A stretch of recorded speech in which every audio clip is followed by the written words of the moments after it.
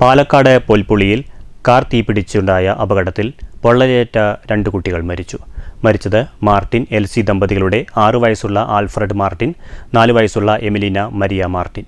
മൂത്ത സഹോദരി അലീന അപകടനില തരണം ചെയ്തു.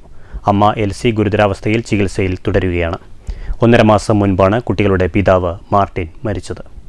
ദുരിതമൊഴിയാതെ ഒരു കുടുംബം. കഴിഞ്ഞ ദിവസം വൈകിട്ട് 5-നായിരുന്നു സംഭവം. പാലക്കാട്ടെ സ്വകാര്യ ആശുപത്രിയിൽ നഴ്സായ എൽസി ജോലി കഴിഞ്ഞ് കാറിൽ വീട്ടിലെത്തിയതായിരുന്നു.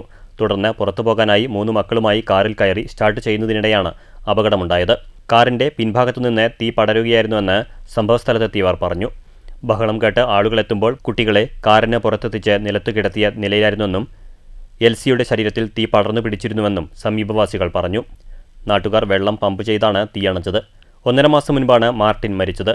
അസുഖബാധിതയായിരുന്ന എൽസി ശസ്ത്രക്രിയ കഴിഞ്ഞ് ഏറെ നാളത്തെ അവധിക്ക് ശേഷം വ്യാഴാഴ്ചയാണ് ജോലിയിൽ പ്രവേശിച്ചത്. പൊള്ളലേറ്റവരെ ആദ്യം പാലക്കാട് സ്വകാര്യ ആശുപത്രിയിലേക്കാണ് എത്തിച്ചത്. ഷോർട്ട് സർക്യൂട്ടാകാം തീപിടുത്തത്തിന് കാരണമെന്നാണ് പ്രാഥമിക നിഗമനമെന്ന് സംഭവസ്ഥലത്തെത്തിയ Chittur police inspector J Mathew പറഞ്ഞു. News bureau, Palakkad.